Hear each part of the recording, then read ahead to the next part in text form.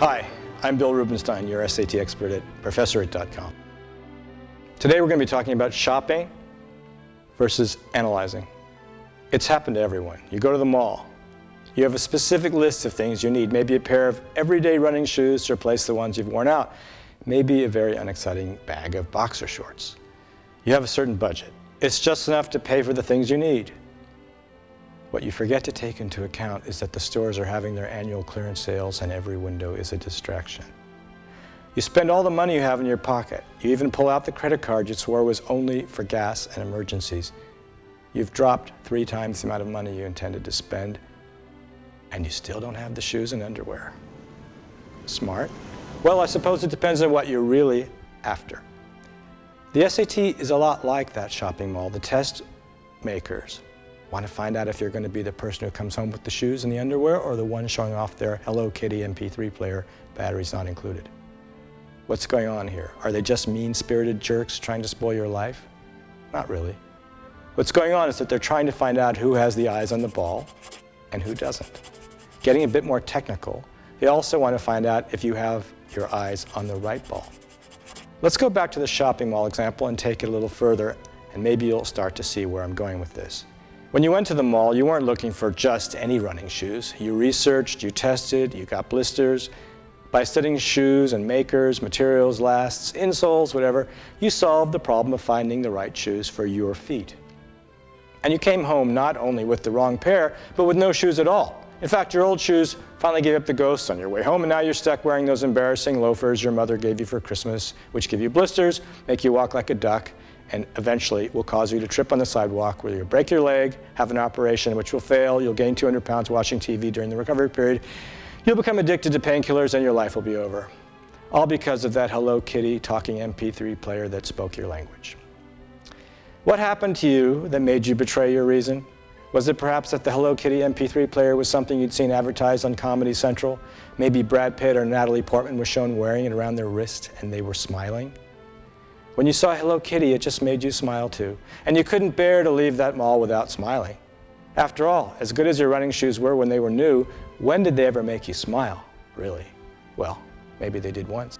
Because maybe you didn't buy them after all that research after all. Maybe you actually bought them because you saw a picture of Kobe Bryant wearing them when he was out in a good time. And he was smiling. So you bought them. And for a minute, you did smile too. But now that smile has faded. So instead of going back to the faded smile, you went forward to the new one. The point I'm trying to make is that most people judge objects, ideas, people, whatever, not by analyzing their intrinsic worth, but by how they make them feel at first sight. Usually this means by association, by linking the object or idea with something we remember. This type of thinking is called pattern recognition. Dogs and goats do the same thing too.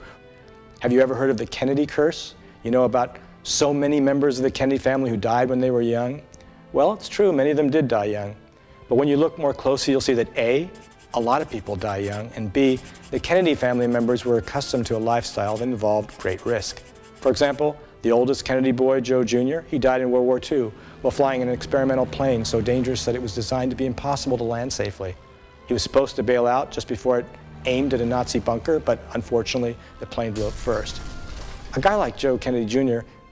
is a hero. He's not the victim of a curse. His sister Kathleen, on the other hand, ignored the warnings of her private pilot that the weather was so dangerous and insisted upon flying from Paris to the French Riviera for a party to which she never arrived. All the commercial flights that day had been suspended, yet she and her fiancé flew anyway and crashed. Was that a curse or bad judgment? And yet people will continually go on prattling about the Kennedy curse, and there's nothing reasonable people can do about it. Too many human beings, frankly, are as dumb as geese. There, I just said it.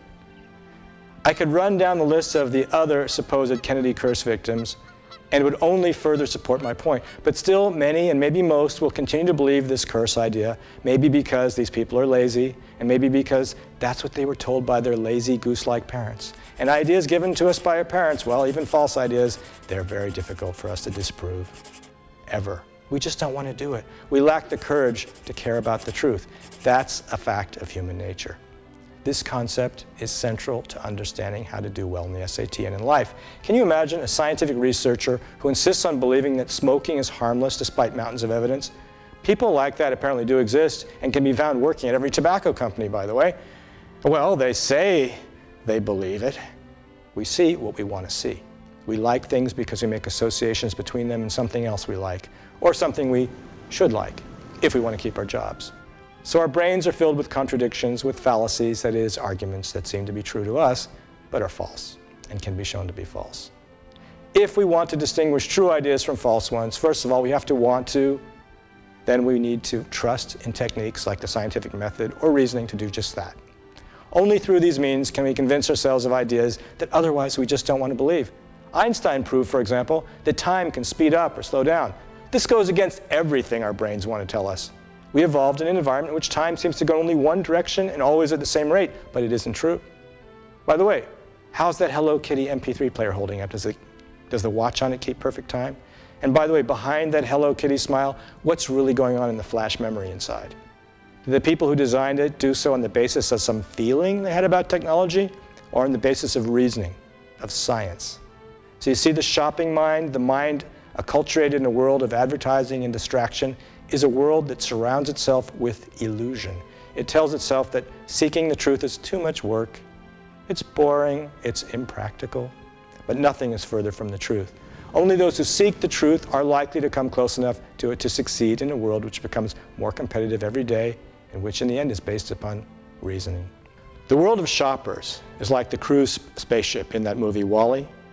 The fat passengers are going nowhere, but they don't know it. They don't know anything except for the illusion bubble in which they hibernate. The spaceship itself would certainly crash if the people who designed it were living in the same bubble. To which group of people do you want to belong? The fat passengers or the controllers? The SAT is looking for a few volunteers. Now that we've gone into a little depth on this theory stuff, why not check out Technique Segment 1, Critical Reading, where we'll see how the theory gets applied. I'm Bill Rubenstein, your SAT expert at ProfessorIt.com.